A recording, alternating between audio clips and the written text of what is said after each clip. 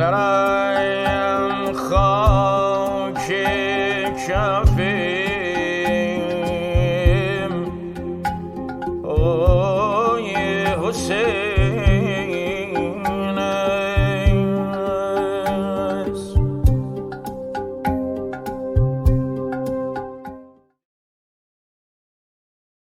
یک روز کاری خیلی سخت، میرید خونه، در رو میزنید، پسرتون امیرجان در رو باز میکنه و به شما میگه که پدر مهمون داریم. وقتی که شما سراغ مهمونا رو میگیرید به شما میگن که آقا امام حسین و حضرت ابوالفضل در حال منتظر شما و نشستن که شما تشریف بیارید. این دو بزرگوار رو ببینید چی میگید و چی کار میکنید؟ سوال سختیه، نمیدونم. من فکر کنم زبونم بند بیاد، فکر کنم. خب به روال عادی میگیم تشکر میکنم، عرض ادب میکنم، ولی من فکر کنم زبونم بند بیاد، چون من دفعه اولم کربلا رفتم روبروی حرم وایسادم، مثلا زبونم بند اومد. آقا رو ببینید ازشون چی میخواید؟ همین عاقبت به خیری برام بس. یعنی میدونم دنیام و آخرتم، دنیا که نه، دنیا آنچنان واسه من ارزش نداره، همه میدونن، اون اگر نزدیک منم میشناسن میدونن. عاقبت به خیری تو آخرت واسم خیلی مهمه که تو صحرای محشر یکی پیدا بشه، اون وسط بگه این نوکر من بوده، بیاد بیرون. همین. من با ظاهرام که میرم ظاهره آقای امام حسین، میرم نوکری، میگم خیلی دعا میکنن اونجا، میگم من به برکت دعای شما میرم، ولی دعا کنی عاقبت به خیر بشه. همین برام بس. ارباب کجا، نوکر کجا؟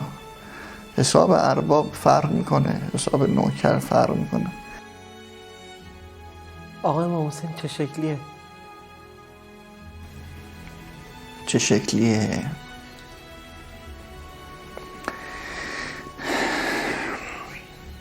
به زیباترین صورت ممکن. اگه بخوایم بکشیمش که خب نشانه ضعف ماست دیگه، که اگه بخوایم براش تصور کنیم که دیدن ظاهر که دردی رو درمان نمیکنه، که مرامش رو بشناسیم، معرفتش رو بشناسیم، اون شعور بالایی که داشت برای حرکتی که انجام داد، واقعیتش همینه. روز عاشورا میشه، با علم امروزتون میدونید که قرار روز عاشورا چه اتفاقاتی بیفته. از بچگی قابهای زیادی از روز عاشورا برای ما تعریف کردن، از اتفاقات روز عاشورا گفتن، از شخصیت‌های روز عاشورا گفتن. محمد پور پهلوان روز عاشورا اگر بود دوست داشت که کدوم صحنه عاشورا حضور داشته باشه؟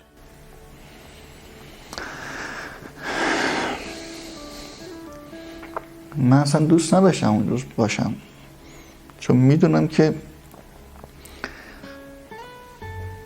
اگر همون موقع بودم، این موقع رو ندیده بودم، فرق میکرد. ولی وقتی این موقع رو میبینم، میدونم قرار باشه اون موقع رو تو اون موقعیت باشم و میدونم چه اتفاقی میخواد بیفته، اصلا آرزو نمیکنم باشم اونجا، چون میدونم که نه تحملشو دارم نه دلشو دارم. مثلا 1% بذاریم که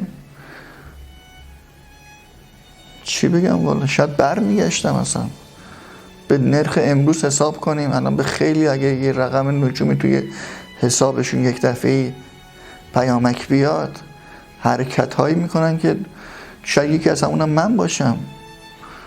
حساب کنیم به دینار و زری که به کوفی ها دادن و ورق رو برگردوندن، مهر رو پس گرفتن، امضاشون رو پس گرفتن، به امروز یا بدن. تو حرف آره میگن نه، ولی تو عمل به عمل کار برایت. شهدای کربلا با احساسشون تصمیم نگرفتن، با عقلشون تصمیم گرفتن. عاقل‌تر از شهدای کربلا ما نداریم.